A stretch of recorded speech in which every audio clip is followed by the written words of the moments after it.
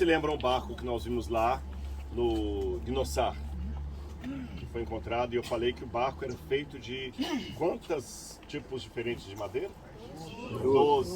12 tipos. E uma das madeiras das quais eram feitas o barco é esta árvore que está aqui em cima. E essa árvore, ela tem um nome muito curioso. Spina Christi. Ah, você mencionou isso lá. Eu mencionei. Por que Spina Christi? Se vocês olharem, é mais no inverno que ela dá os espinhos maiores, mas é possível ver que ela tem alguns espinhozinhos aqui, ó. E existem 5 tipos de espinheiros aqui em Israel, pelo menos que eu conheço. E em Jerusalém, o que mais tinha na época era esse aqui. E como esse tipo de espinheiro é o único dos 5, que ele é maleável para você poder trançar uma coroa, provavelmente a coroa de Jesus foi feita desse tipo de árvore. Tá certo? Desse tipo de árvore. Porque nota que ele é maleável. Eu não sei se vocês conseguem ver, mas aqui tem espinho. Estão vendo? Os outros tipos de espinheiro que tem perto de Jerusalém, eles não são maleáveis, eles quebram. Então, a Bíblia não fala qual era o tipo, só fala que fez uma coroa, teceram uma coroa de espinhos. Mas pela lógica, a única que dá para tecer e fazer um capacete seria essa aqui. Tá bom? E vamos falar um pouquinho mais bíblicas de Corazim, a não ser o que está aqui no livro de... Ela repete 2 vezes esta passagem. Mateus capítulo 11, quando Jesus fala, a partir do verso 20, quando ele fala dos ais.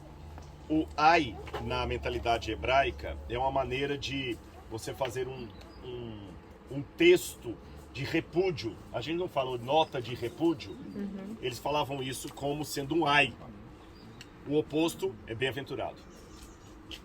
E eles tinham uma maneira muito poética de se retratar. Aliás, deixa eu explicar para vocês isso aqui.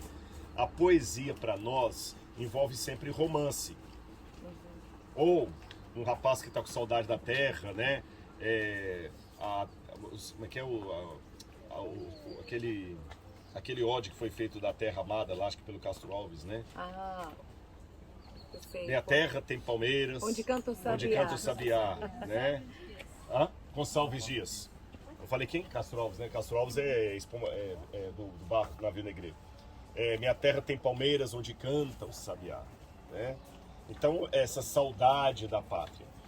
Eles tinham também esse aspecto, mas a poesia tinha um aspecto a mais naquele tempo do que nós teríamos hoje. A poesia era uma forma de facilitar a memorização. Porque as pessoas não tinham, como hoje, olha, acesse a Bíblia aí no Evangelho de João, você acessa no celular, nem precisa mais de papel, era memorizar. Então, geralmente, os discursos poéticos eram uma forma de fazer o povo lembrar. E até hoje, por exemplo, eu já fui num funeral, por exemplo, de cabo-verdianos. É interessante no funeral como é que eles começam quase falando um poesia de improviso. Sabe o repentista que tem lá no Nordeste? Sim. Que ele vai improvisando e vai fazendo as rimas. Eles vão improvisando e fazendo uma poesia. Ai, ai, ai, ai, ai, perdi minha mãe, ai, ai, mãezinha cuidou de mim pequena, cuidou de mim quando criança, coisa, mãezinha, né? Que morreu, do nada morreu, mãezinha. E quando ele para de fazer aquele lamento, o outro membro da família. E os demais ficam todo mundo calado, esperando a pessoa terminar, e às vezes ficam 5 minutos fazendo. É a cultura deles, é a maneira de demonstrar. Então era comum naquela época usar a poesia para coisas sérias. Se eu estivesse falando com vocês aqui normalmente em prosa, tá todo assim, mas quando eu começasse a falar em poesia, tá falando em poesia, é coisa importante. E a poesia não era necessariamente rima, era métrica, era paralelismo de ideias, e tinha os ais. Tudo bem até aí? Sim. Aí Jesus começa a fazer a nota dele. Então Jesus começou a repreender as cidades nas quais ele tinha feito muitos milagres pelo fato de não terem se arrependido. Então alguém me perguntou aqui, por que ele amaldiçoou Corazim? A Bíblia não dá detalhes, mas dá o norte. Direção. Ele fez milagres aqui e eles não se arrependeram. Uma prova que milagre não é uma garantia de fé. Se o milagre levasse a pessoa à fé, já ficaria estranho, porque Jesus fala, a tua fé te salvou. Então parece que a fé antecede o milagre. Sim. A fé que nasce do milagre é suspeita. É lógico, Jesus fez muitos sinais, diz o Evangelho de João, para que saibais que ele é o Filho do Homem, né? Para que saibais, mas o milagre não produz a fé necessariamente. O povo de Israel atravessou o Mar Vermelho a pé a seco. Que milagre maior do que esse podia ter? E pouco tempo depois estava lá adorando o bezerro de ouro. E muita gente pede sinais, milagres. Bom, aí Jesus começa. Ai de você, Corazim, onde nós estamos. Ai de você, Betsaida, porque se em Tiro e Sidom se tivessem operado os milagres que foram feitos em vocês, há muito eles teriam se arrependido com pano de saco e cinza. Mas eu digo a vocês, no dia do juízo, haverá menos rigor para Tiro e Sidom do que para vocês. Que milagres Jesus fez aqui nós não sabemos. Vocês vão ver uma Corazim que normalmente alguns arqueólogos pensam que essa Corazim aqui é do período já talmúdico, posterior à época de Jesus. Eu particularmente tenho dificuldades com essa datação. Porque, em primeiro lugar, ela foi feita apenas com base em algumas moedas tardias que encontraram aqui. Não é uma certeza absoluta. Eu dato Corazim um pouco antes disso, no primeiro século, porque lembram lá em Cafarnaum, que eu mostrei para vocês, a cidade posterior da época bizantina, a sinagoga feita com pedras brancas, e a mais antiga com pedras basálticas escuras? Aqui nós temos uma cidade feita com pedras basálticas escuras. E as pesquisas aqui ainda não estão terminadas, tá certo? Então, embora você possa ler no relato que aqui é do período talmúdico, é um período posterior, eu acredito que nós temos uma Corazim aqui que pode ser da época de Jesus. Só terminando aqui, eu te dou a palavra. E disseram-me, mas eu não tenho desse dado, que uma segunda sinagoga mais antiga do que nós vamos visitar foi descoberta aqui. Conrad Schick deixou a mensagem, um report de uma segunda sinagoga que foi encontrada, mas ninguém sabe onde ainda aqui. E alguém me falou que eles localizaram essa sinagoga, mas onde até hoje eu não sei. Tá certo? Então nós vamos ver apenas uma das sinagogas. E pode ser que realmente a gente encontre uma sinagoga aqui na semana que vem, porque lembra em Magdala que agora há poucos meses encontraram a segunda sinagoga da cidade? Por exemplo, Jesus fez este ai, né? O fato de a cidade não ter mais sido reconstruída, profecia? Pode ser. Tá certo? Pode ser, porque ela nunca mais foi habitada, tá abandonada. Agora vamos ver alguns deles. O trabalho eram as mulheres. Quem buscava a água era a mulher, quem fazia o trigo da família, a farinha para fazer o pão era a mulher. Qual época boa? Opa, tem gente que vai dormir no chão, porque não tem sofá no quarto. Meu amigo, não brinque com as mulheres. O diabo teve que usar toda a astúcia da serpente para convencer Eva a comer do fruto. Eva passou para falar para Deus assim, qual a mordida? Gente, tem maior poder de pensar. Que é uma mordida? Ele parece, assemelha, mas ele é oco. A parábola do trigo e do joio. Tá bem, ó? Você entende o trigo misturado com o joio. Tá vendo aqui? Quer ver de perto? Aqui? Pode passar aí. Bom, outra coisa que nós estamos vendo, nós estamos entrando na porta de uma casa daquele tempo. Essa casa aqui, o Ventura teria duas portas aqui. Talvez era a casa de uma família com mais condições financeiras, tá bom? Porque ela tem duas portas, ela está numa área nobre da cidade. Vou mostrar mais um aspecto que mostra que quem morava aqui eram pessoas ricas. Aí você nota que aqui na porta você tem um buraco aqui. Tem um buraco aqui, olha, pode olhar, confirma aqui, só para serve de testemunho para os outros. Bem-aventurados os que não viram e creram. E tem um outro buraco aqui. Por que esse buraco aqui? Aqui também tem um buraco aqui, outro aqui. Por que esse buraco? Para trancar a porta. Tá certo? Tem um buraco aqui, outro aqui. Aqui tem outro aqui. E tem a beiradinha. Agora tem esse buraco aqui, mas tá faltando o correspondente dele aqui, ó. Tá vendo aqui, ó? Foi erro quizás foi erro de pedreiro? Mezuzá. No livro de Deuteronômio, capítulo 6. Deuteronômio, capítulo 6.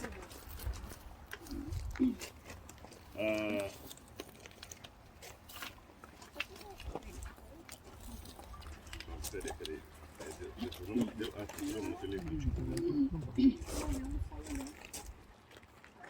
Deuteronômio, capítulo 6, está escrito assim, olha. São estes os mandamentos e os estatutos e os juízos que o Senhor, seu Deus, ordenou que fossem ensinados a vocês, para vocês o cumprirem na terra em que vão entrar para possuir, para que durante todos os dias da sua vida você e seus filhos e os filhos de seus filhos temam o Senhor seu Deus e guardem os seus estatutos que eu ordeno. Portanto, escute Israel e tenha cuidado de cumprir esses mandamentos. Escute Israel, o Senhor nosso Deus é o único Senhor. Que eles falam, Shema Israel, Adonai Eloheinu, Adonai Echad. O Senhor teu Deus é único. Portanto, ame o Senhor teu Deus de todo o teu coração, de toda a tua alma e de toda a tua força. Essas palavras que hoje te ordeno estarão no seu coração. Você as inculcará a seus filhos. Inculcar, colocar na cabeça dos seus filhos. E falarás dela quando estiver sentado na sua casa, andando pelo caminho, ao deitar-se e ao levantar. Também deve amarrá-las como sinal na sua mão, para que elas sejam por frontal entre os olhos. Amarrar por sinal na sua mão. Exatamente, e por frontal entre os olhos. Vocês já devem ter visto e vão ver pessoalmente em Jerusalém os judeus amarrando uma tira preta, tá bom? Que é o teflim.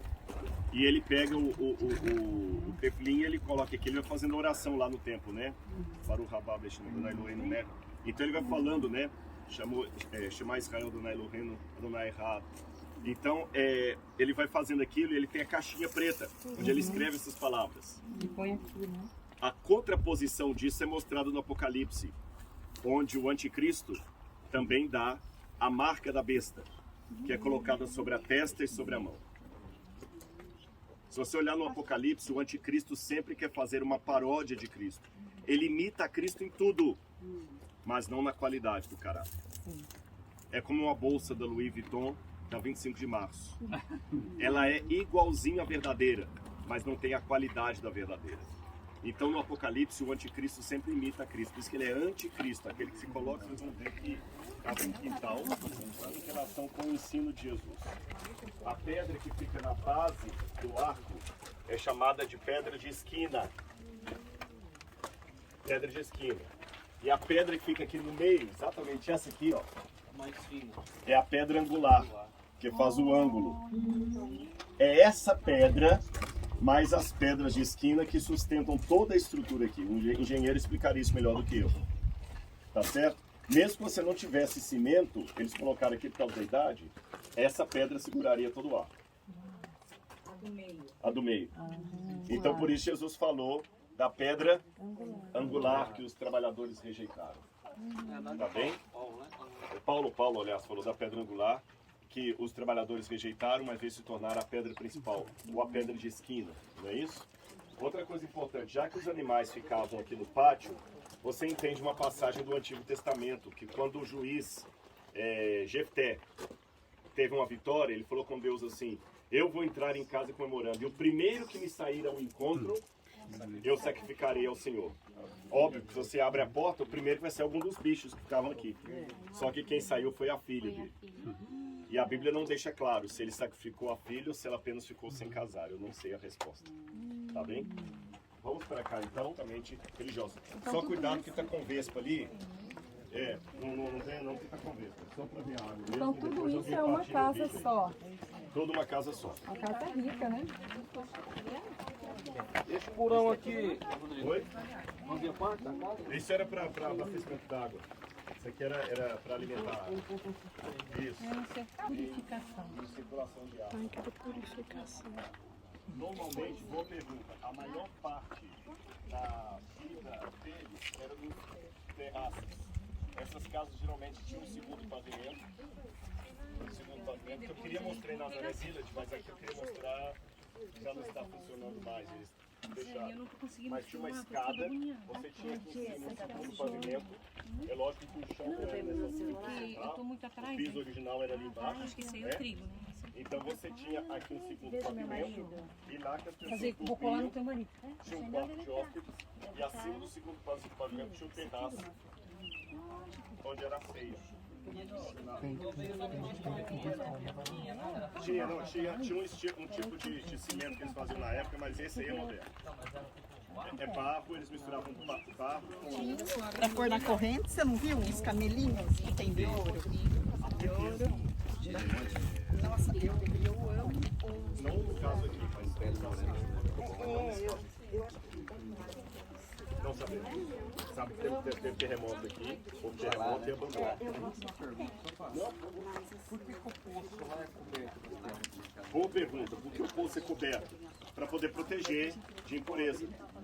Se você deixar céu aberto, pode cair terra, pode cair coisa, então você cobre com pedras e aí a água entra ali e fica protegida ali dentro. Aí ele pega só por aquele vãozinho. Exatamente, exatamente. E aliás, já que você falou daquilo ali,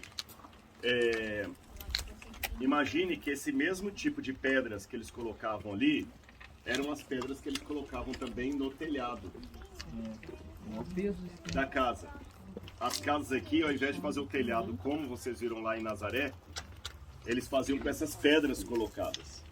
E a Bíblia fala que um dia estava um paralítico que queria ver Jesus. Jesus estava dentro de uma casa, provavelmente num espaço pequeno como aquele, pregando. E os amigos do paralítico falaram, a gente tem que fazê-lo chegar até Jesus. E era um dia de sábado. Então eles removeram o telhado. Olha, imagina o que eles tiveram que fazer. Subiram, pegaram essas pedras, tiraram a argamassa aqui, removeram duas pedras. Todo mundo assustou com as pedras, saiu, o sol entrou. Se puder falar um pouquinho dessa questão das rochas diferentes, né? Essa área vulcânica, mas a área que a gente estava em Tiberíades não era, né? Não, a parte geológica eu não entendo muito, não é minha área de expertise, entendeu? Aí a parte geológica eu ficaria devendo porque eu não domino tanto. O que eu posso dizer é o seguinte, que a pedra vulcânica foi o estilo de construção, essa pedra basáltica que tem muita na região, do primeiro século. Depois eles começaram a usar outro tipo de material. Será que aqui ela é mais mole, mais maneira? Não, é o que tinha. A de Jesus não foi num quarto como o quadro Leonardo da Vinci, foi num cenáculo lá em cima, tá bem? Então você via na rua, tinha essas colunas aqui para fazer uma sombra. Corria água aqui embaixo. Não, mãe, no grupo da família Vidal. Ah, no grupo? Ah, no grupo eu já tô sabendo. Sim. A Mercedes agradeceu. A Mercedes, né?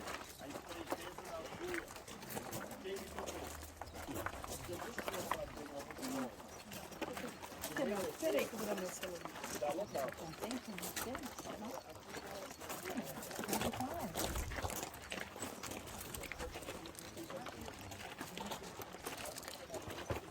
Opa, cuidado, né?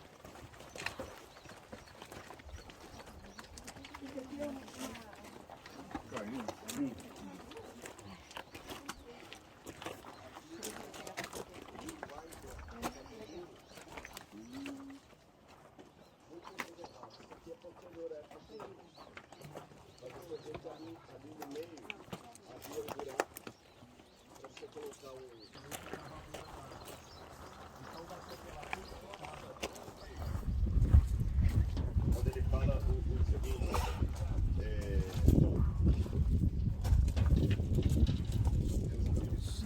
portanto, façam tudo e observem tudo o que eles disserem a vocês, mas não os imitem suas obras, porque dizem e não fazem. E o curioso é que essa sinagoga, nós não vamos poder ver porque não dá para entrar, aqui dentro tem o desenho de uma medusa. E a medusa, nós sabemos, é uma divindade da mitologia grega. E essa mesma cara de, que incoerência, como assim? É a cara também que a gente faz, mas que entende porque Jesus falou o seguinte, na cadeira de Moisés eles sentam, que foi encontrada aqui a cadeira de Moisés, não do Moisés o bíblico, não o Moisés de verdade. É o nome da cadeira. Observem tudo o que eles falarem, mas não imitem a sua prática, porque eles falam mas não cumprem. E lá dentro, uma medusa. Uma estátua da Medusa. Uma estátua do Medusa. Foi achada aqui. Aqui tá, é porque não dá pra ver porque Tá gravado na pedra. tá gravado na pedra e tá lá dentro. Vou ficar devendo, depois eu mostro uma foto, tá bom? Doutor, mas e quem que Às vezes podia ser até um não judeu. Pois. Quem financiou, colocou esse aqui e ainda botou, porque ela tem todos os desenhos assim, imitando o Coríntio, os estilos coríntios, tá vendo lá da... E era bonito na época, era... Olha, é muito fácil a gente descobrir, essa palavra moda ela é forte, o erro do passado. Nós vamos pensar no futuro. Eu já vi pastor pregando com a roupa do Batman, que ele achava que era uma maneira de atrair os jovens para Cristo. Eu, particularmente, respeito, mas não é um método que eu aprecio. Eu acho que eu tenho que atrair a sua filha para Jesus usando Jesus, não o Mickey Mouse. Vocês entenderam? Sim. Então é a mesma coisa que nós fazemos hoje que eles faziam no passado. Mas Jesus, para mim, pregou aqui. Na cadeira de Moisés e Elias. Tem. Olha, boa pergunta dela, eu fico feliz porque mostra interesse. Tá vendo? Agradeça 1000 vezes a Deus. Não, sério, não quero ficar com vergonha não, mas agradeça. Quando o professor leciona uma matéria, fala que ele leciona a cátedra, a cadeira de tal matéria. Né? Você não chama, por exemplo, em inglês o professor orientador de tese de chairman. Chairman, o homem da cadeira. Então vê essa prática desde a época de Jesus. Entenderam? Vamos então, gente. Desculpa eu não poder. Para eles, um medo tão grande de voltar para o cativeiro, que tem um provérbio que diz assim: quem se queima com leite quente assopra até o iogurte. Você entendeu? Aí a lei que antes era algo que os protegia, se tornou algo a ser protegido.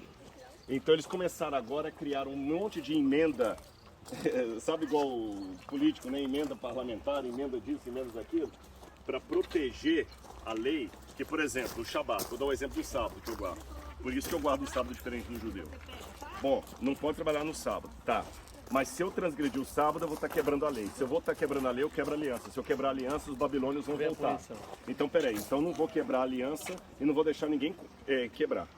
Aí vamos supor que você um dia está andando com seu filho brincando numa árvore e quebra o galho. Alguém fala assim, olha, ele quebrou o galho da árvore, ele está... Botou força.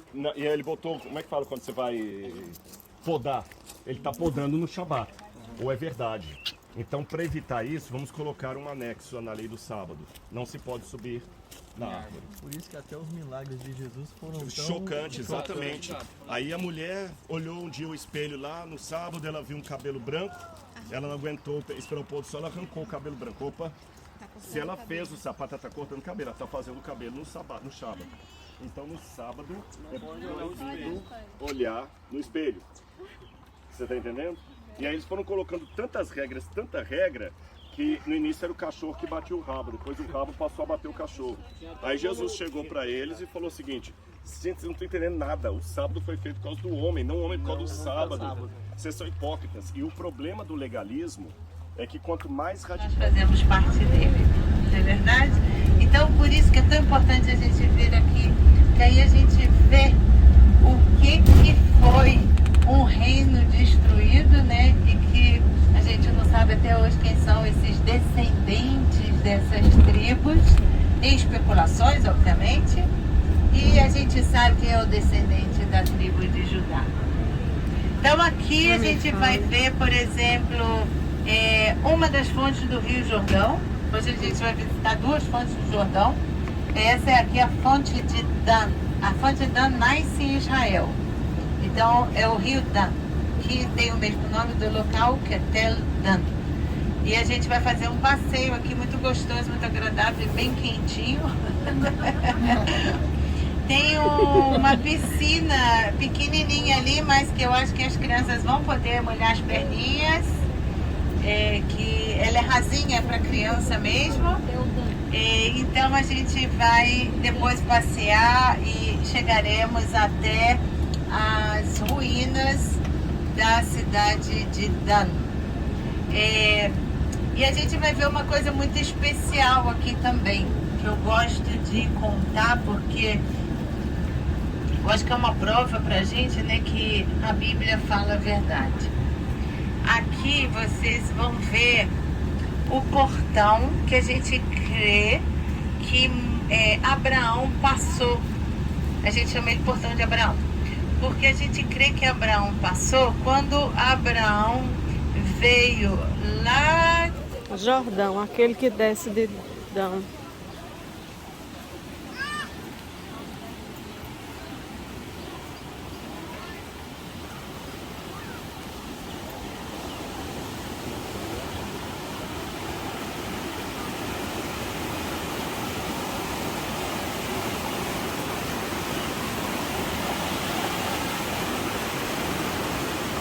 Não for da água.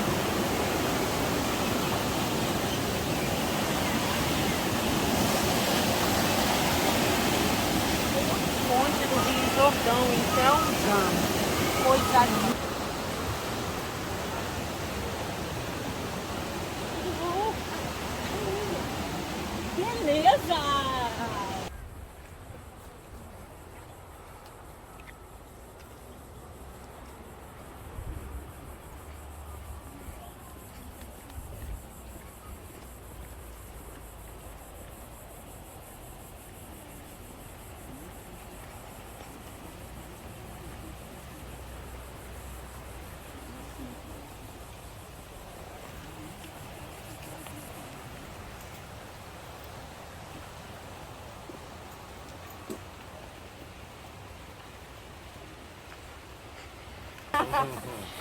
Cachorro não morde, não.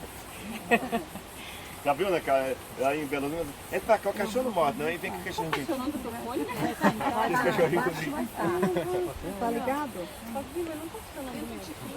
Tem um tiquinho. E o bobo? Gente, uma vez num grupo, falei assim, deve ser boba. A senhora ficou ofendida. Ela ficou chateada comigo.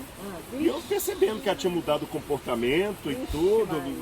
Porque às vezes se ofende sem querer, às vezes você fala uma coisa que magoa e a pessoa não fala. No final da viagem, animais que nós temos aqui, e não é pro ídolo que eu estou apontando não, é para isso aqui. Então por aqui nós temos alguns animais. Você tem lontra, você tem lontra, você tem salamandra. Essa salamandra é bem precoce. Vixe, não quero encontrá-la não. Porco-espinho. Tá certo? E aqui nesse lugar foi descoberto em 1993 uma pedra muito, mas muito importante para a arqueologia, que comprovou pela primeira vez a existência do rei Davi. Eu vou mostrar o local onde a pedra foi encontrada, vou mostrar uma foto da pedra e vou mostrar a pedra original lá no Museu de Israel. Boa. Até essa época, muitos críticos da Bíblia diziam assim, Davi não existiu. Não existiu. Falava. E olha que ponto chega o preconceito agnóstico, ou ateu, ou cético. Um famoso epigrafista da Universidade de Sorbonne, chamado André Lemaire, era um dos mais famosos epigrafistas da Sorbonne. Ele tinha vários artigos publicados em francês, uma autoridade no assunto. E André Lemaire dizia que ele encontrou na Estela de Meche, uma pedra comemorativa que está no Museu do Louvre, ele encontrou o nome de Davi. E ele falou, aqui está uma prova que Davi existiu. Gente, apesar de ser um epigrafista, ele foi tão execrado na academia que ele quase perdeu a cátedra dele lá no Sorbonne. E os críticos, inclusive da Dinamarca, diziam o seguinte, você procurar Davi aqui, é como procurar o rei Arthur. Só deixar o grupo passar, por favor. Vou só deixar a passagem para eles. Laura chegou, viu? Viu? Chegou, né? É um absurdo você falar de Davi. Ele ficou quieto e não se falou mais no assunto. Um ano depois, eles estavam escavando aqui no lugar onde eu vou mostrar para vocês e encontraram uma pedra com a inscrição do rei Davi. Comprovando que Davi existiu. E só agora, a mesma expressão, Beit David, é uma pedra em aramaico, datado do 8º século, falando de um rei arameu, inimigo de Israel, que fala que ele conquistou e estava lá a prova que Davi existiu. E olha como é que Deus dá a volta. Em 2021, ano passado, uma nova técnica de inscrições foi feita na estela de Tel Meshach, que ele viu lá no Museu do Louvre. E descobriram que o André Lemaire estava correto. Ali tinha o nome de Davi. nós já temos 2 confirmações arqueológicas. Amém. Os críticos tiveram que admitir que Davi existiu, mas são tão teimosos que diziam, Davi existiu, está certo, mas ele não era o rei do reino unificado de Israel. Ele era apenas um líder tribal. Caramba. E agora nós já temos comprovação arqueológica do reino de Davi e da cidade de Jerusalém, tendo o palácio de Davi, que vocês vão ver pessoalmente. Glória a Deus, glória a Deus. E nós vamos parar daqui a pouquinho, sentar ali debaixo da sombra, da água fresca. Eu não sei se a gente vai conseguir, porque a gente tem muita criança lá. E a tribo de Dan, vamos responder depois. Mas eu quero ver que vocês uma pergunta. Olha que lugar maravilhoso. Por que Deus não deu esse lugar para nenhuma das tribos? Esse lugar é tão bonito. Mas será que era assim? Será que era assim, né? Nas terras, isso aqui não foi dado a nenhuma das tribos. Isso foi para a tribo de Dan, e tribo de Dan. É como é a palavra, né?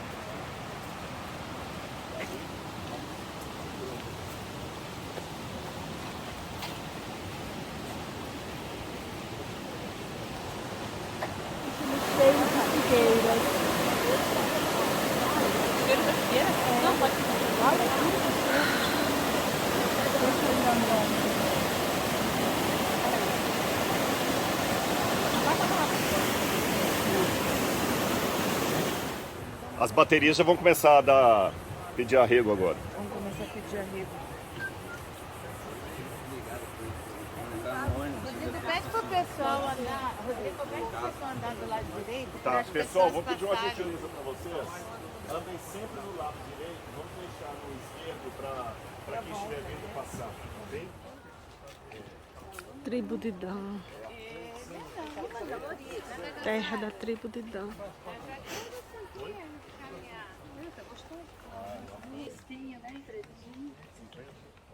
Mas tem uma coisa que eu sou bom. Mantenha a direita, gente. É o pessoal querendo passar. Não, tá chamando.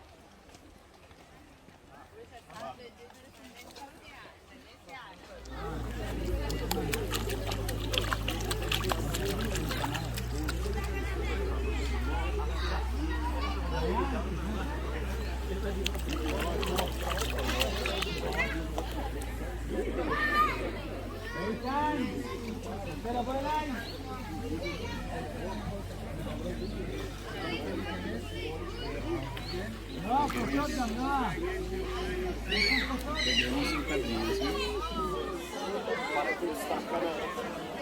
Vocês vão ver isso ao sul, egípcios de milícias aqui.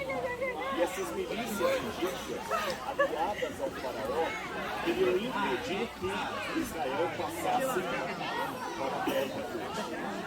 Então tinha 2 questões. Vocês tomaram conta das terras que Abraão, Isaac e Jacó legalmente negociaram, e cidades e estados aliados ao faraó e queriam impedir os hebreus de passarem. Por isso que porque esses grupos não apenas que estão impedindo a passagem,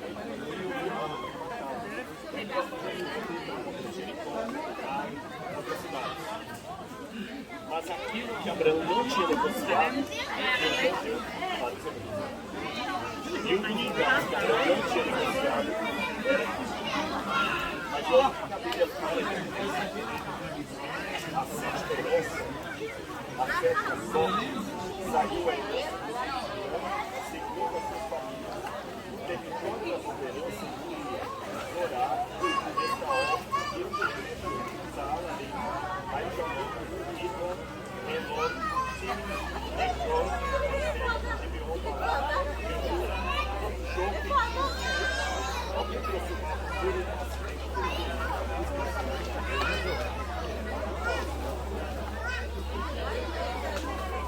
nessa região. Isso é Tel Aviv. Tá vendo? Tel Aviv, Jaffa, tá bom? E aqui você está notando que está muito perto de uma cidade chamada Asdod, Ashkelon, que na época bíblica era o lugar dos filisteus. Então, eles falaram assim, peraí, a gente ficou criticando. Nós estamos pertinho dos filisteus, isso aqui não é um bom lugar para nós. Estão vendo aí? Originalmente, o lugar da tribo que saiu da herança era aqui, ó, nessa cidade todos conhecidos. E quando os espias chegaram aqui e viram essa maravilha, falaram, é aqui mesmo que eu quero ficar, tá certo?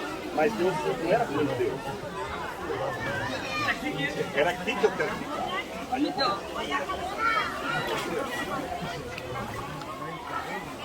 Mas o território dos filhos de Dan era pequeno demais para eles. Por isso, os filhos de Dan foram e atacaram Bechem e a tomaram. Tanto os moradores afins da espada, tomando posse da cidade, foram morar fora. E lhe chamaram Dan, segundo o nome de Dan, seu pai. Esta era a herança dos filhos de Dan, segundo as suas famílias, as suas cidades e as suas famílias. E a outra parte da Bíblia vai falar que aqui é um lugar idólatra. Sabe uma coisa que eu aprendi na minha vida? Nunca se aventure a exorcizar o demônio se você não está bem com Deus. O demônio sai dele e fala para você. E eles vieram pra cá. Já desobedecendo, né? Já desobedecendo. Não era vontade de Deus, não era terra dos patriarcas dos conquistados. Aqui sim, eles praticaram genocídio. Aqui sim, eles tomaram conta de algo que seria deles no futuro pela bênção. Aqui eles fizeram tudo. E o Nietzsche dizia, quando você contempla demais a escuridão também contempla você. O alemão tem uma comparativa de contemplar e contemplar. Entendeu? A escuridão se contemplou e esse lugar aqui se tornou o lugar mais pagão da história. Triste, né? Então, está vendo a diferença da ordem divina para a ordem romana? Eu vou mostrar para vocês agora os muros da cidade de Dan e da cidade de Bechem.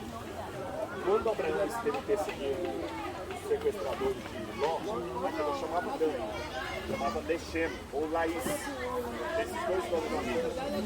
A cidade só passou a se chamar Dan depois que os danitas conquistaram. Agora, em Gênesis capítulo 49, de maneira profética, Deus já falou que ia acontecer com o Dan por causa desse espírito deles. Diz assim, olha, quando Jacó foi dando a bênção para cada um dos filhos, ele foi falando de cada um que deveria ser, que deveria acontecer com cada um deles, falou de Rubem, etc. Aí fala o seguinte a respeito de Dan.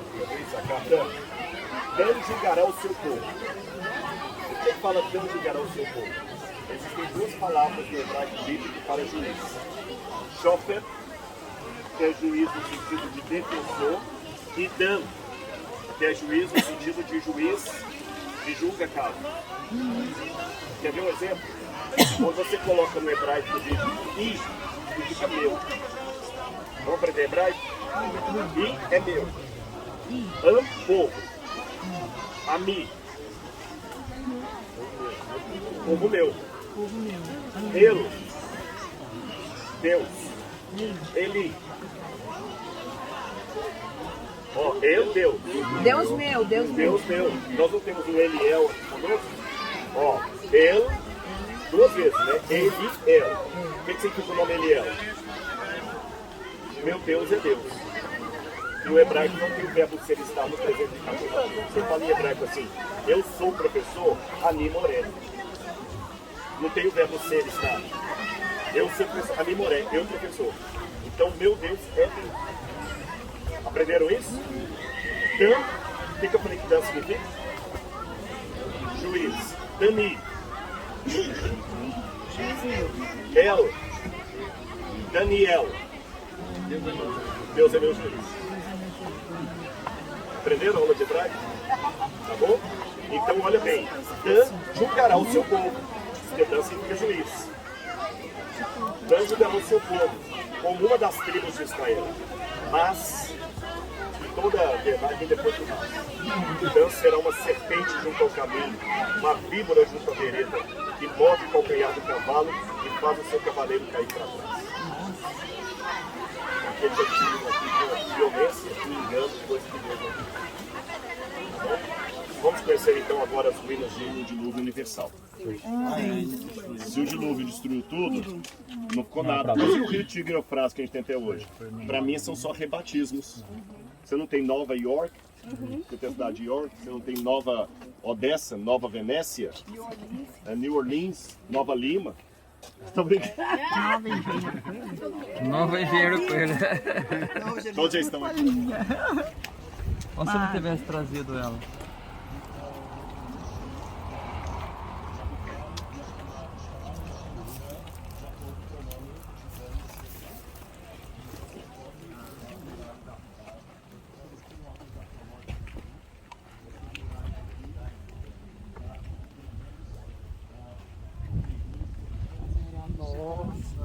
Data.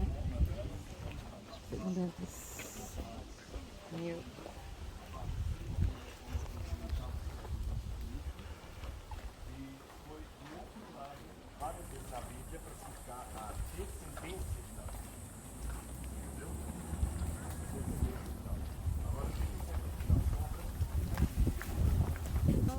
Lá de dentro. Então, esses muros aqui nós vamos pegar a porta da cidade. De dentro. Tá bom? E a parte das águas ficava tudo lá dentro. Oi? Aquelas águas ficavam... Não. A água brotava por fora, mas eles tinham acesso de água até ali dentro. Uma parte das minas eram protegidas ali. Sim. Questão de guerra, né? Agora, eu quero falar duas coisas. 1800, Lechem.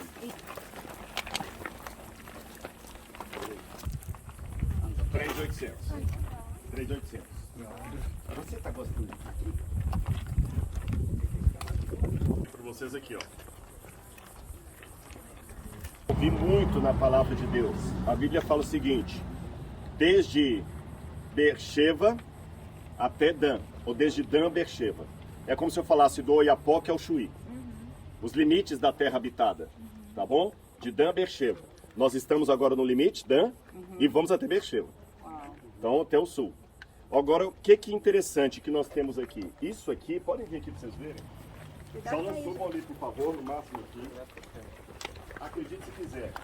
Isso aqui é um altar pagão de 2.700 anos. E eles colocavam pedras, e o que me chama a atenção, eu convido vocês a assistirem os meus vídeos, que eu gravei um vídeo em Tel Gezer. Olha que interessante, como é que algumas coisas, eu não vou entrar no mérito da questão para não sufocar vocês no sol, mas algumas coisas Deus deixava que o povo de Israel tivesse como os povos pagãos. Por exemplo, os pagãos tinham sacrifício, Israel tinha sacrifício. Os pagãos tinham altares de pedra, também tinham. Mas tinha algumas coisas que Deus não permitiu. Por exemplo, os pagãos tinham sacerdotisa, hebreus não puderam ter. Porque as sacerdotisas pagãs sempre eram prostitutas cultuais. Então Deus sabia o que você pode ter igual ao mundo, porque senão você não vai viver numa bolha, e o que eu não posso deixar ter, senão você vai confundir. E uma das coisas que Deus mandava os profetas eram erguer pedras sobre altares, como Jacó fez quando ele ergueu. Só que os pagãos depois fizeram isso e os judeus paganizaram práticas de Deus.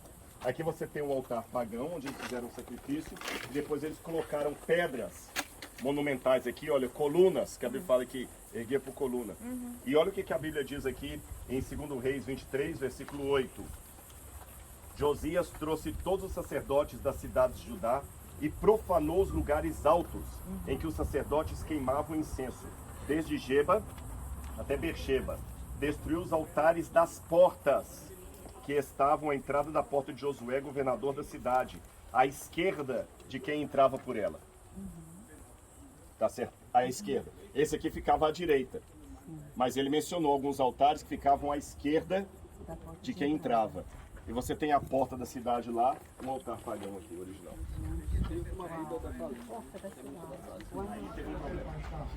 Quando Salomão morreu, o filho dele era um desastre, Roboão. E o primeiro-ministro do Paulo Guedes era Jeroboão. E Jeroboão falou, olha, seu pai cobrou muitos impostos, isso deixou o pessoal chateado e tudo. Salomão falou assim, aí ele cobrou impostos, a mão do meu pai foi pesada, a minha vai ser 2 vezes mais pesada. Aí Jeroboão olha pra você, você tá sendo moleque, rapaz. Você não tá. Eu sou o rei, me respeita. Aí o pessoal chegou para Jeroboão e falou: Jeroboão, larga esse pessoal aí, vamos fazer uma rebelião, nós queremos você como rei. Então ali o reino de Israel se quebra. Você tem as tribos do norte e as tribos do sul. As tribos do norte tiveram como capital Samaria. As tribos do sul tiveram como capital Jerusalém. E aqui nós estamos agora no reino do norte.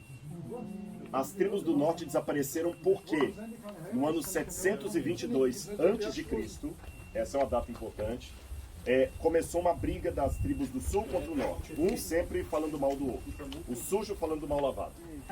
Sabe? E aí, o que acontece? Aqui, o norte fez uma aliança contra o vizinho deles aqui. Sabe qual que é o vizinho deles aqui hoje? Síria. Lá atrás, fizeram aliança com a Síria. Se vocês destruírem Jerusalém, a gente faz um negócio. Imagina só, irmão entrando em contato com pagão para destruir irmão. Aí o norte falou, nós vamos. Aí a Síria começou a juntar com aqui para destruir Jerusalém. Aí Jerusalém, sabe o que fez? Ah, vocês querem destruir a gente? Vamos buscar Deus em oração? Vamos buscar alguém mais forte. Sabe aquela briga de coisa igual? Estava uma vez o goiano discutindo com o mineiro. Aí o goiano falou assim, o mineiro falou com o goiano assim, sabe o que é GO? Ele falou, não sei não, é Goiás, não é não, GO é gonorante. Ele falou, e sabe o que é MG? É Minas Gerais, não é mais gonorante. Aí o pessoal do sul pegou mais gonorante ainda, pegou a Assíria com A. Então não confundam Síria com a Síria, e a Síria realmente era mais poderosa. A Síria falou, tudo bem, deixa eu ajudar. A Síria veio com um exército poderoso em 722 a.C., destruiu o reino do norte, pegou as tribos que aqui estavam, levou para outros lugares e povoou o norte com pessoas pagãs. Acabou com o norte. Sabe o que sobrou? A tribo de Judá, a tribo de Benjamim e alguns da tribo dos levitas, alguns gatos pingados. Agora só que tem um problema. Quando você pede a ajuda financeira para o agiota, ele dá. Mas ele cobra depois com juros, correção monetária e um capanga destruindo sua loja. A Assíria começou depois a cobrar coisas pesadas do sul. E vários reis ficaram na mão da Assíria. Todo mundo entendeu até aí? Agora vocês entendem, deixa só eles passarem aqui, pessoal. Só abrir. Porque quando Nabucodonosor vem destruir Jerusalém, 10 tribos já tinham desaparecido. Quem sobrou foi a tribo de Judá. E Benjamim ficava dentro da tribo de Judá. Então, a partir dali para diante, não fazia mais sentido você falar, eu sou da tribo de Dan, sou da tribo de Manassés, eu sou da tribo de Efraim. Nós todos somos agora da tribo de Judá. É por isso que dali por diante, todos eles, indistintamente, são chamados até hoje de judeus. Entenderam? Judeus. Agora, vamos voltar um pouquinho no passado. E a cidade geralmente tinha duas portas, como você pode ver. Uma porta que ficava aqui, não tinha essa árvore aqui, tá, gente? Era uma porta que ficava aqui e outra porta que ficava ali, ó. Por que eles faziam a entrada assim em forma de L ou de combater os inimigos? Dificultar uma invasão. Você está entendendo? Dificultar uma invasão. Então, quando você vê essa questão das duas portas, a gente entende algumas coisas, como por exemplo, quando a Bíblia fala que Davi recebeu a notícia da morte do seu filho Absalão. Olha como é que a Bíblia descreve Davi recebendo a notícia da morte de Absalão. Vou ler para vocês aqui, olha. 2 Samuel, capítulo 18, versículo 24. Diz assim: Davi estava sentado entre os dois portões da entrada da cidade. Entre os dois portões da entrada da cidade. Entendeu por quê? Davi estava sentado entre os dois portões da entrada da cidade. O sentinela subiu no terraço do portão, sobre a muralha, levantou os olhos e viu um homem que vinha correndo sozinho. Que aqui tinha uma sentinela. Não foi aqui que isso aconteceu, mas eu estou mostrando a mesma estrutura. E por que Davi estava sentado entre os dois portões da cidade e não no seu palácio? Ele estava Esperando a notícia. notícia, né? Sim, mas ele não podia ficar ansioso lá dentro? Aqui eu não tinha chegado. O que vocês estão vendo aqui onde vocês estão sentados? O trono. Aqui essa pedra original tinha uma coluna aqui, tinha outra coluna aqui e tinha um espaço aqui, ó. Vamos fazer uma ilustração? Eu quero agora que vocês, por gentileza, saiam só um pouquinho aí. Eu quero que o Henrique senta lá no meio. Henrique é o rei. Senta nessa pedrinha aí, Henrique. Isso. Aí você só senta ali no cantinho. Senta do lado dela ali, por favor. Não, do lado mesmo, do lado dela. Isso. Quem que é advogado aqui ou trabalha com leis? Tem aí aquela... O ancião do povo, ele vinha e sentava aqui. E eles colocavam... Esse aqui é original, aquele é réplica. Eles colocavam aqui as colunas para o rei ficar aqui e as pessoas traziam o caso para o rei.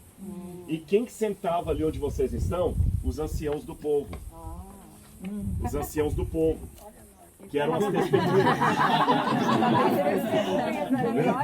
Aí nós vamos ao Apocalipse. O Apocalipse mostra Deus sentado num trono e os 24 anciãos vestidos de branco. Quer ver uma coisa na Bíblia? Eu vou ler para vocês o livro de Ruth, capítulo 4.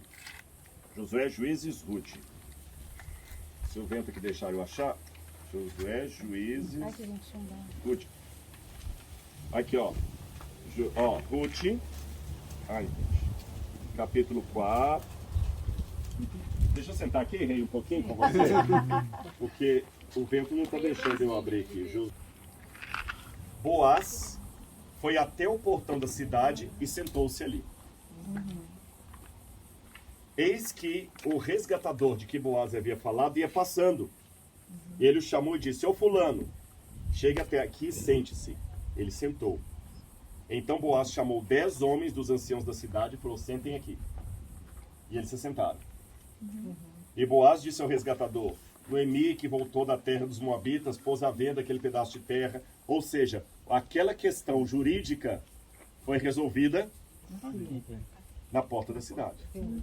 Todas as cidades que nós vemos têm sempre na porta duas coisas: o lugar onde ficava a aduaneira para cobrança de impostos e o banco onde sentavam os anciãos do povo para julgar as causas do povo.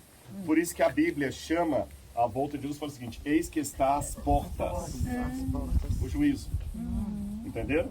Então aqui vocês têm um mapa do que aconteceu. Quer ver outro exemplo? O livro de... Quando o Gênesis fala... Agora olha como é que a arqueologia vai me dando contexto para entender melhor a Bíblia Sagrada. Quando o Gênesis fala da cidade de Sodoma, da destruição da cidade de Sodoma, olha como é que diz aqui, olha.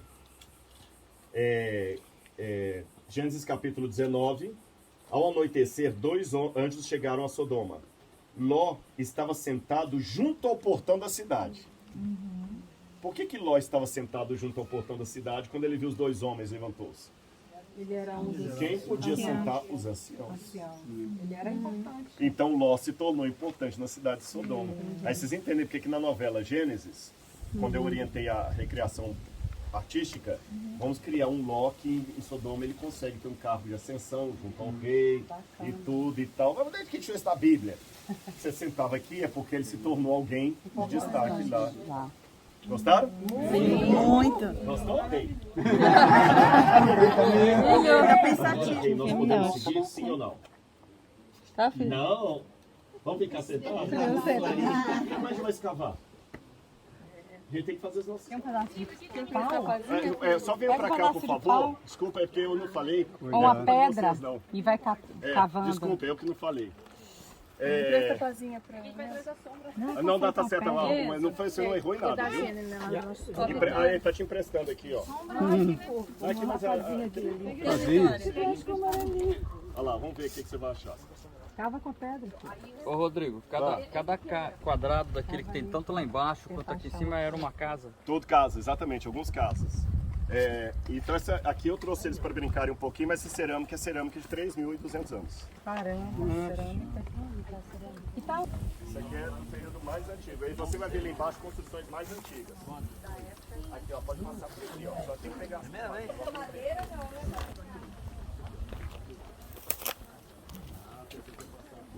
E quando Jeroboão, e é triste isso que acontece na Bíblia também, pessoas que começaram bem e não terminaram bem. Né? O Jeroboão começou bem, mas ele não continuou bem. O próprio Saul começou bem, não continuou bem, né? E quando Jeroboão veio para cá, ele se tornou rei do norte, rei de Israel. Mas aí o pessoal começou a falar assim, tem um perigo aí, rei. Por quê? Você venceu o Roboão, você veio para cá, e às vezes o problema de um político é quem está em volta dele, né? Mas tem um problema.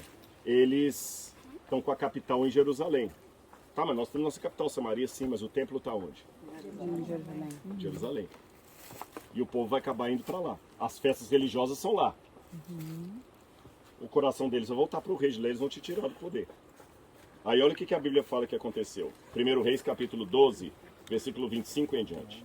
Jeroboão edificou Siquém, na região montanhosa de Efraim, e passou a redigir ali e edificou Penuel. Então ele pensou, agora o reino voltará para a casa de Davi. Porque Roboão era filho de Davi, ele não. Se esse povo subir para fazer sacrifício na casa do Senhor em Jerusalém, o coração deles se voltará para o Senhor, para Roboão, rei de Judá. Eles me matarão e voltarão para ele, para o rei de Judá. Por isso, depois de se aconselhar, o rei fez 2 bezerros de ouro e disse ao povo, basta de subir a Jerusalém, eis aqui os seus deuses, ó Israel, que tiraram vocês da terra do Egito. Pôs um bezerro em Betel e o outro em Dan. E isso se tornou em pecado, pois até o povo ia até Dan, cada um para adorar o bezerro. Jeroboão também fez santuários nos lugares altos e entre o povo e constituiu sacerdotes que não eram dos filhos de Levi. Instituiu uma festa no 8º mês, no 15º dia do mês, igual à festa que se realizava em Jerusalém, e ofereceu sacrifícios no altar. Liberou geral na idolatria. E vocês vão ver agora o que a arqueologia descobriu aqui, os alicerces do altar de Jeroboão. De criança. Sim. Então a gente... Só encontraram as crianças hoje em Betel, mas sacrificavam pagãos. Então vocês vão ver a plataforma onde o bezerro ficava e o altar. E tem mais, esse altar foi refeito ainda na época de Acabe. Então vocês vão ver o altar e pelo tanto de pedra que caiu no chão, dá pra você ter noção do tamanho da parede. Se eu tenho um monte de pedra aqui, eu calculo pelo o tamanho da parede. Então eles colocaram uma armação de metal para vocês terem uma noção do tamanho que era o altar original de Jeroboão. X. Ficava lá e o altar, as escadas, a plataforma. Entendeu?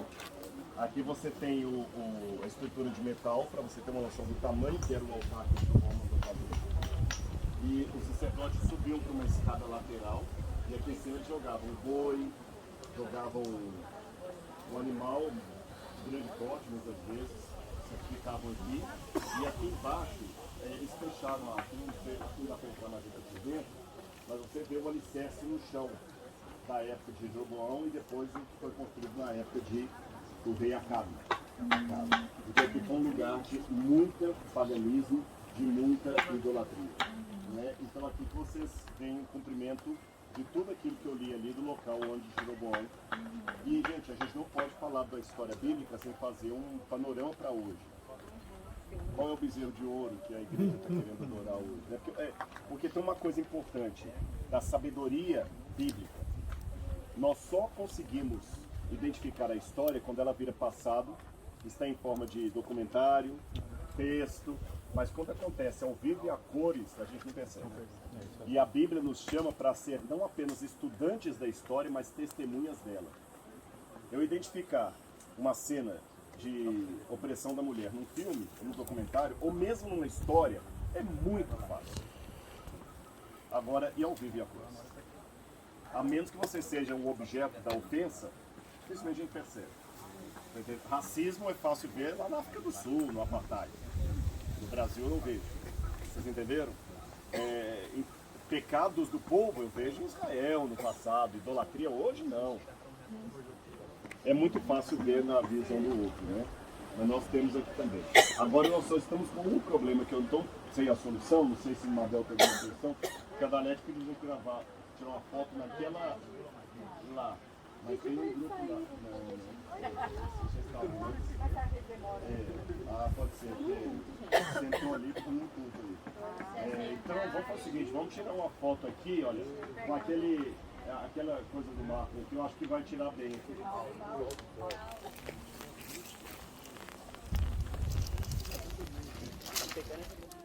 Aí quando eles escaparam, aquela parte ali tá cheia de entulho, a gente não pode tirar aquilo, senão vai colapsar tudo. Mas é o único arco do período do bronze, ou seja, datada de 3.800 anos, que ainda você pode ver feito em tijolo de adobe, ou tijolo de barro. E a porta seria como ali, olha, onde ele está batendo ali, ó. Aqui seria, nós estamos dentro da cidade, tá bem? Essa porta, nós estamos aqui, ó. Nós estamos aqui. Agora eu tô aqui, ó. Estamos lá de fora. Né? Aqui, essa porta aqui é aquela lá. É a entrada? É a entrada. Tá. Então aquele muro lá viria até aqui, ó. Eu pegaria aqui. Entendeu? E Abraão então passou aqui, quem sabe pegar suprimentos. E aqui ele resgatou seu sobrinho. Mas aqui no primeiro muro não era dessas pedras. Não, lembra que eu mostrei o primeiro grandão, e aí eu mostrei o outro no chão. E do chão era dessas pedras. Do chão era dessas pedras. Aqui que dá, Entendeu? Era assim aqui, ó. Não, quando os reis, quando Kedalaomer veio com os reis, eles sequestraram Ló. Entendeu? A área da Síria é naquele lado da Síria. Tem uma base. Ali tudo tem base. Ali tudo é litoral.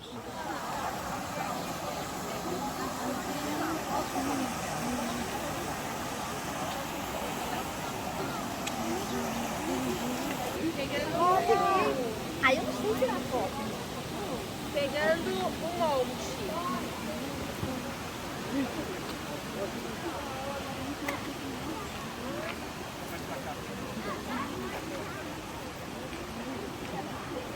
Rio Hermon.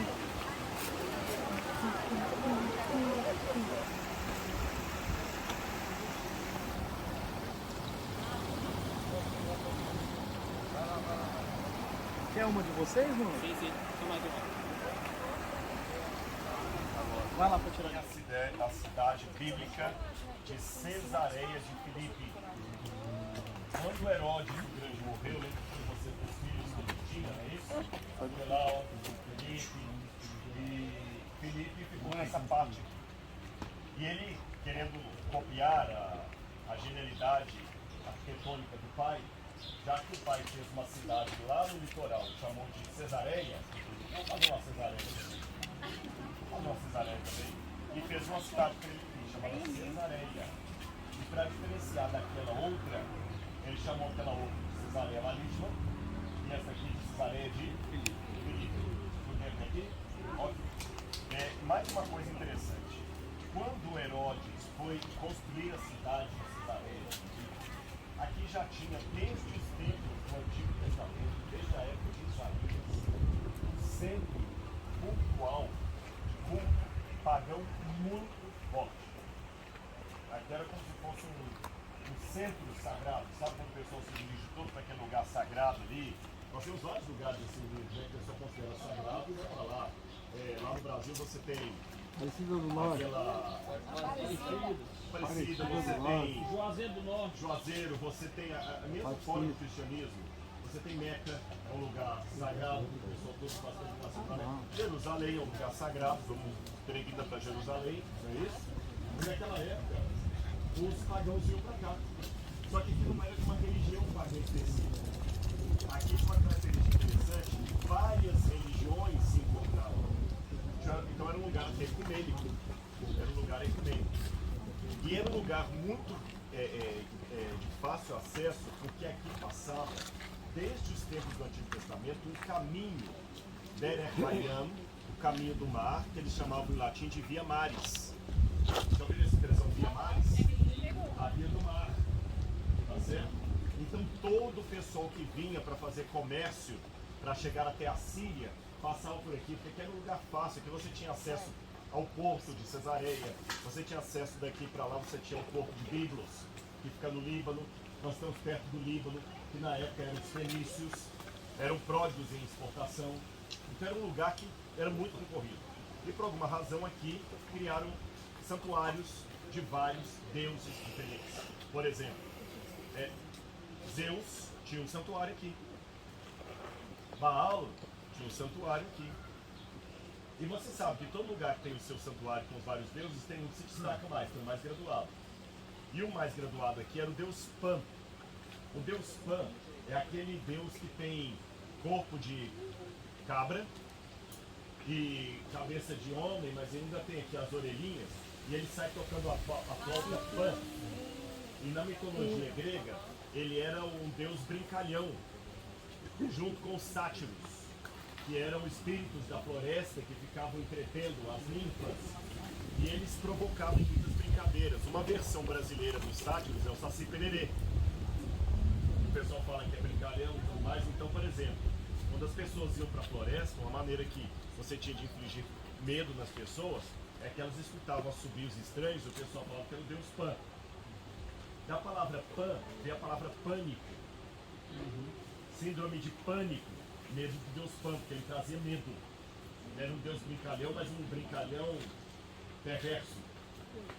Então aqui eles tinham o lugar de Pânias com P. Mas vocês lembram que eles têm às vezes uma forma de falar em que o P e o B misturam. Você já viu o pessoal brincando assim? Você vai lá com os primos? Os primos, né? Então os primos. Então aqui eles tinham o P misturado com o B, e o lugar de Pânias acabou se chamando Bânias, por um erro de pronúncia. E acabaram chamando o lugar de Bânias. Bânias é o apelido do lugar, o apelido do rio, ou da fonte d'água que vai dar acesso ao Rio Jordão, aos pés do Monte Hermon, e ao mesmo tempo aqui era chamada Cesareia de Filipe. Até aí tudo bem, ficou claro para todo mundo. E deu sátiro, deu origem. Os sátiros era um justamente da mesma família do deus Pan.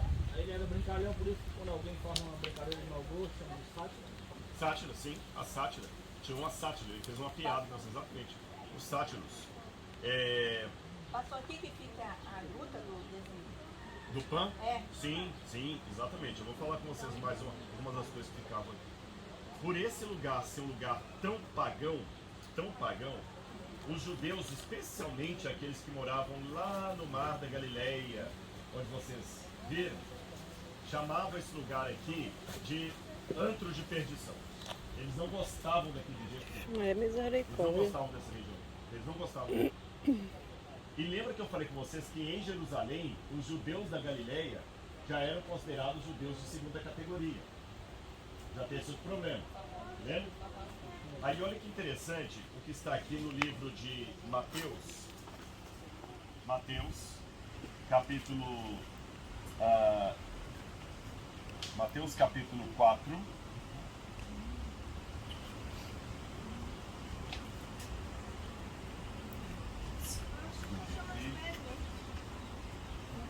Perdão, Mateus capítulo 4, versículo 12 em diante.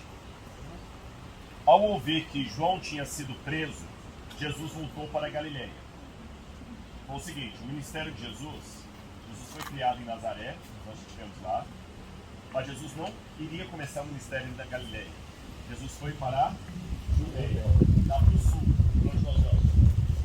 E lá perto da cidade de Jericó, Jesus foi batizado numa cidade chamada Certa Judeia. E lá João Batista estava pregando. E quando Jesus estava lá, 2 discípulos de João Batista foram seguir Jesus. Aí Jesus preparou e falou assim: antes de vocês me seguirem, eu tenho que me preparar primeiro espiritualmente para começar a minha missão. Jesus deixa os 2 discípulos de João Batista lá, com o pequeno grupo que estava formando, e Jesus foi para o deserto da Judéia. Ficou 40 dias lá no deserto da Judéia. Todo mundo entendeu?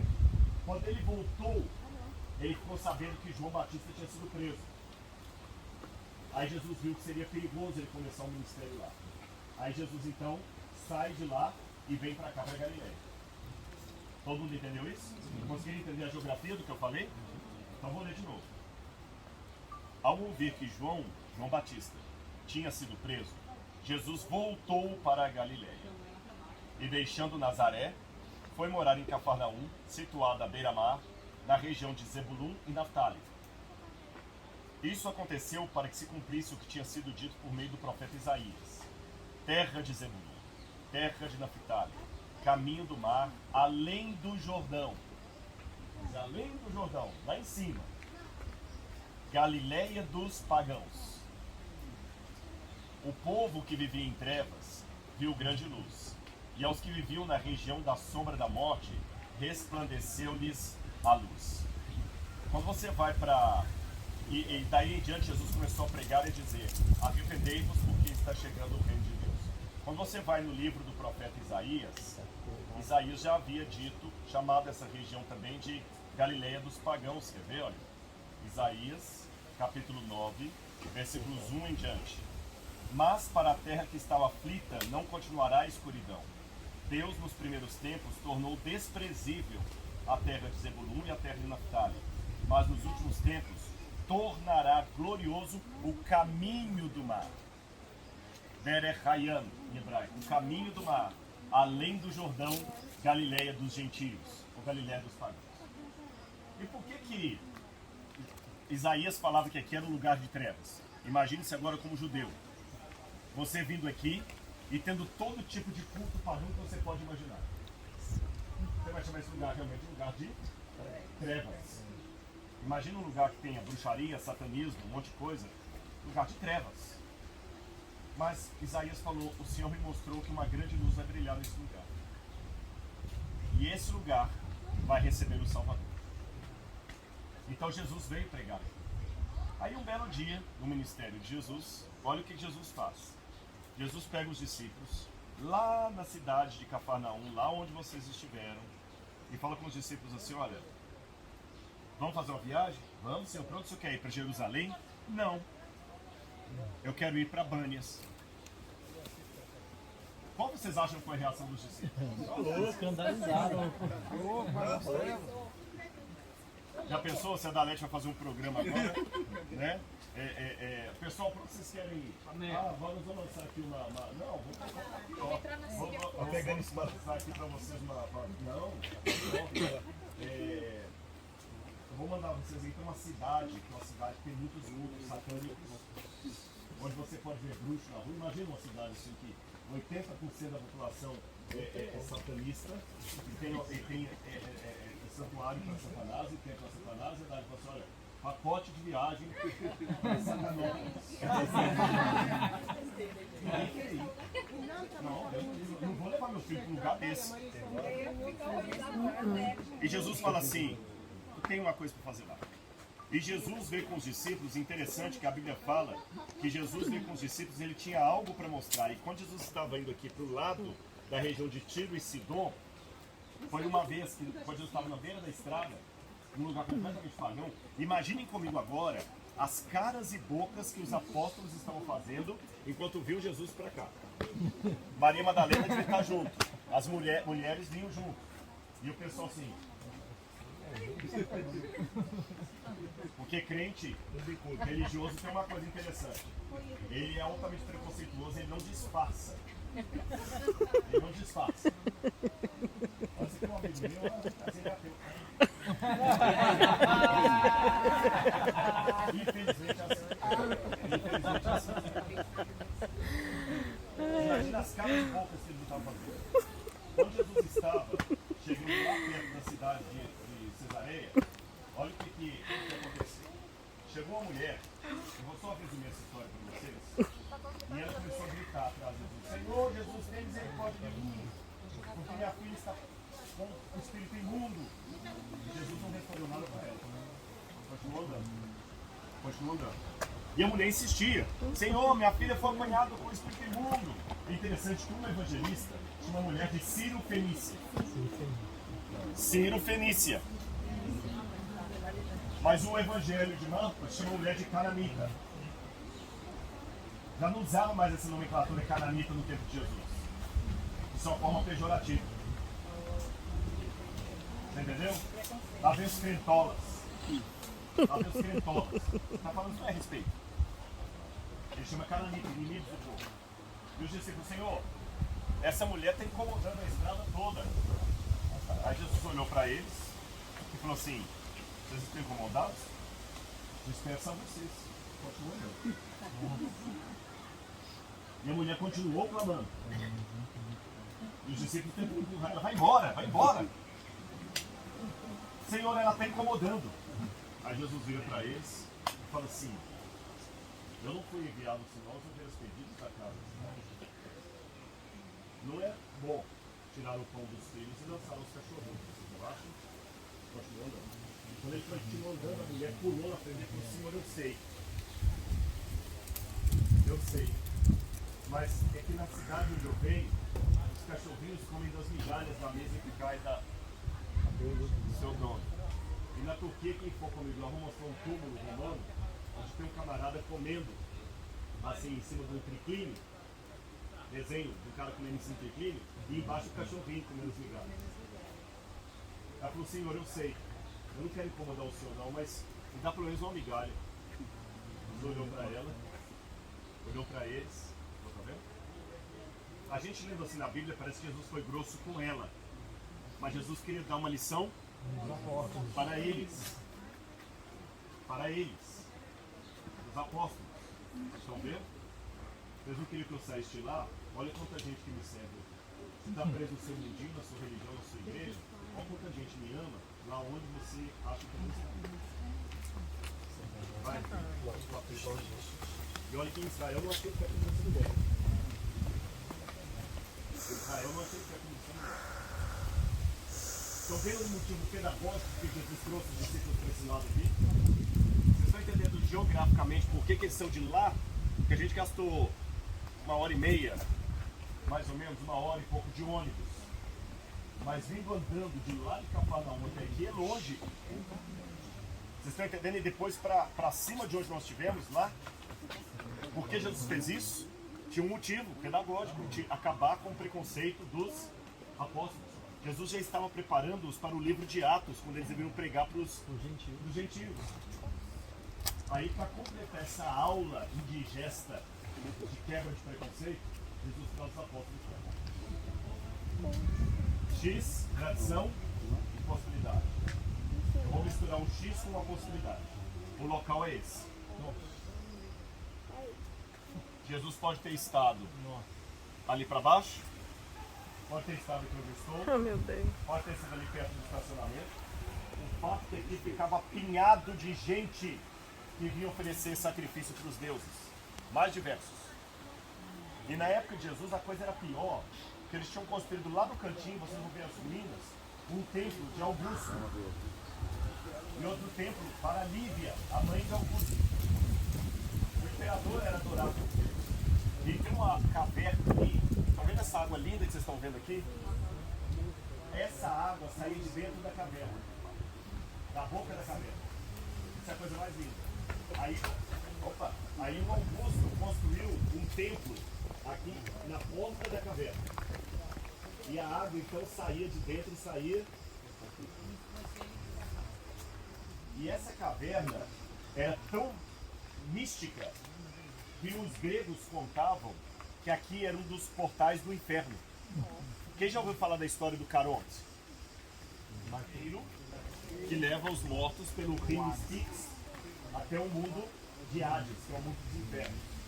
E os gregos acreditavam que tinham algumas cavernas que davam acesso aos Styx.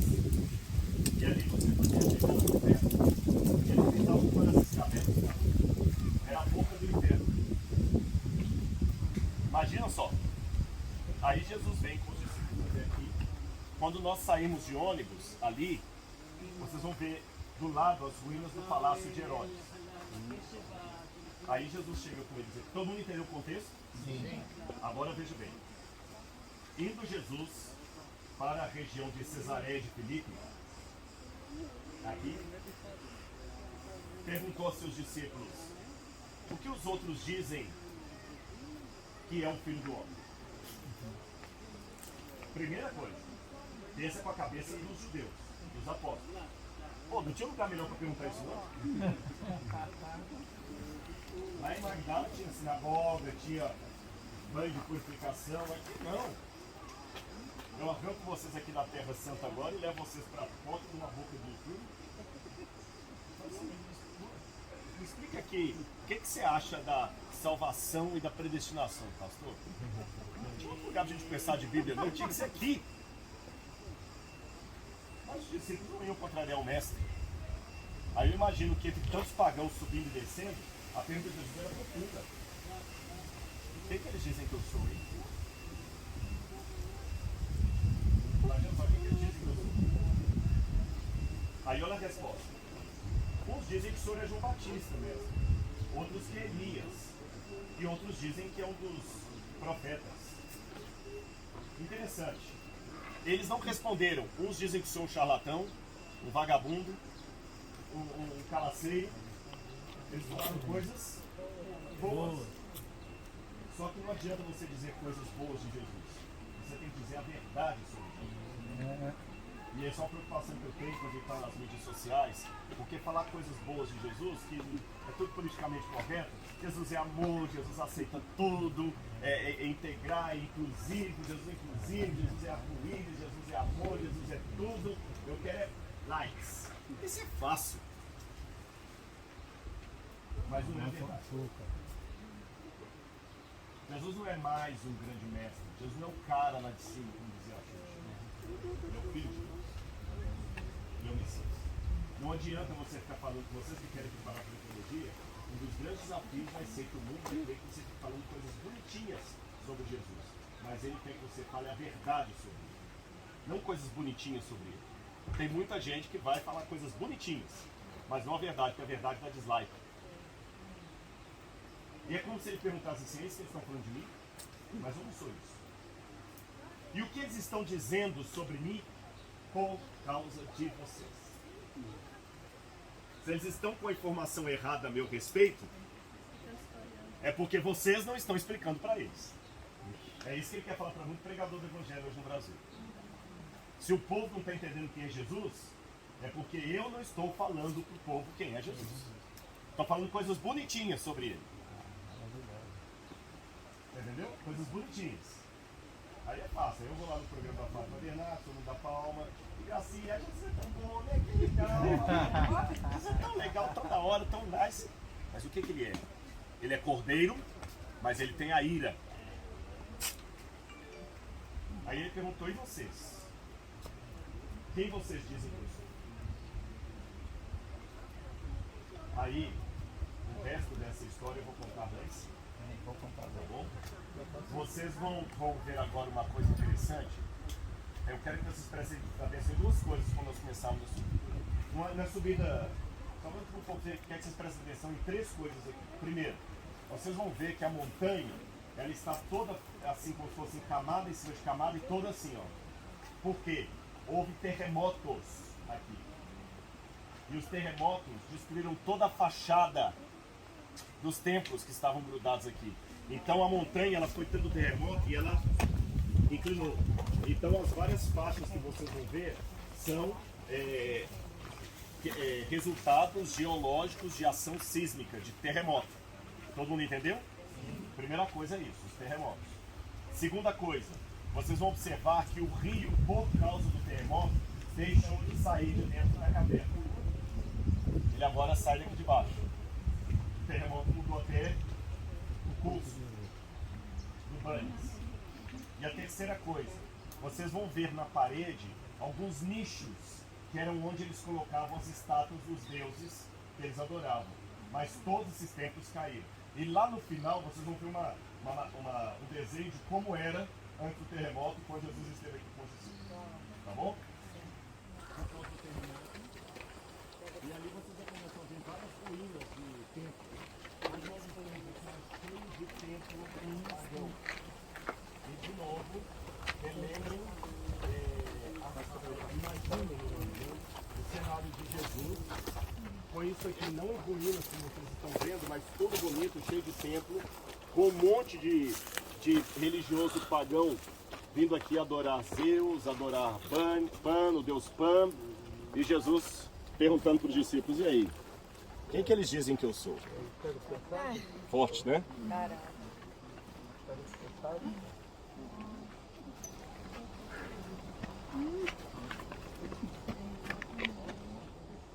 Esperar só mais um pouquinho. Isso, Aquela boca do... aquele ali é o buraco que eu falei que o rio saía, que eles acreditavam que era uma das entradas do inferno. Tá certo? E o rio, aquela lá. A grandona. E o rio antigamente saía por lá. E ali na frente ficava o templo de Augusto, do imperador Augusto. E o templo de Lívia ficava aqui do lado. E esses nichos que vocês estão vendo na parede lá, eram nichos onde ficavam estátuas de deuses pagãos os mais diversos. Você tem um vídeo. Tem. Aqui nessa área, aqui onde vocês estão vendo algumas pedras meio redondas aqui, parecendo um arco, aqui era os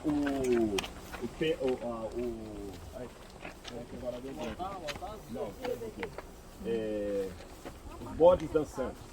Era o templo dos bodes dançantes, porque o deus Pan, ele é representado meio homem, meio bode. Então ele ele saía dançando e tocando a flauta dele. Será que é o Crônicas de Nárnia, esse animalzinho aí? Exatamente, só para Crônicas de Nárnia eles pegam o sátiro, que é parente do Pan. Na verdade o Pan e o sátiros é a mesma, é que o Pan já é a versão romana, latina. O sátiro é a versão grega. Esse nicho aqui estava mais em cima lá, mas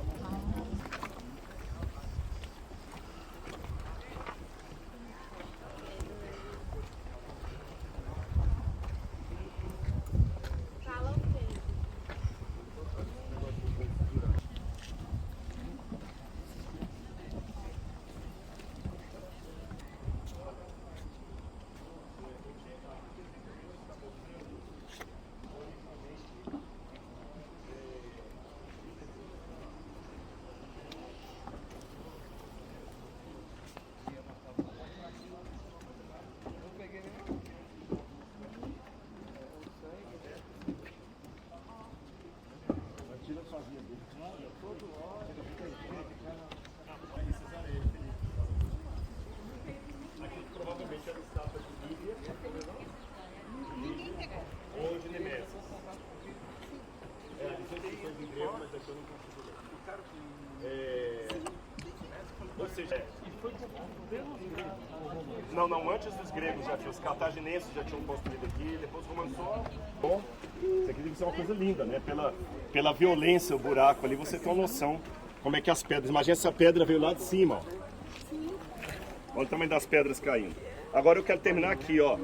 Gente, aguenta só 5 minutinhos aqui, eu quero só falar uma coisinha aqui, ó. Posso falar 1 hora. 5 minutinhos, se vocês aguentarem. Aguentamos 10, 15 minutos. Mas é rapidinho.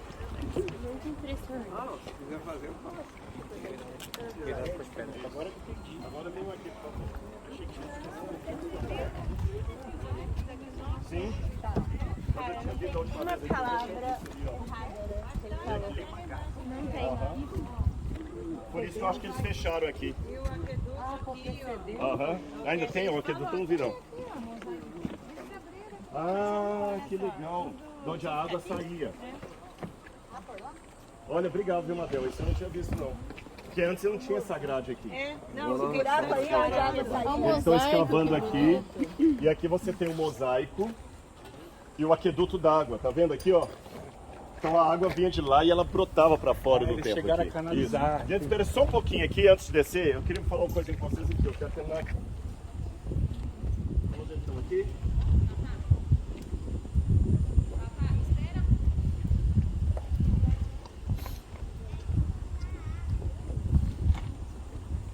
Pode ir? Duelar com o Felipe Neto. Eu vou atingir 2 milhões de seguidores, o cara deve ter 30. Quem é um cantor cristão para duelar contra a Anitta? Humanamente falando. É a pergunta que eles faziam na época também. Senhor, como é que nós vamos ganhar todo esse pessoal para ti? Mas Pedro, tomado pelo Espírito Santo, Pedro virou, deu um salto e o Espírito tomou Pedro de tal maneira que Pedro falou o seguinte, vamos ler aqui. Tu és o Cristo, o Filho do Deus vivo. Amém. Aí tem toda uma discussão da resposta de Jesus, se ele está falando de Pedro, uma primeira pedra como apóstolo, ou se ele está falando de quê? Eu vou dar a minha interpretação.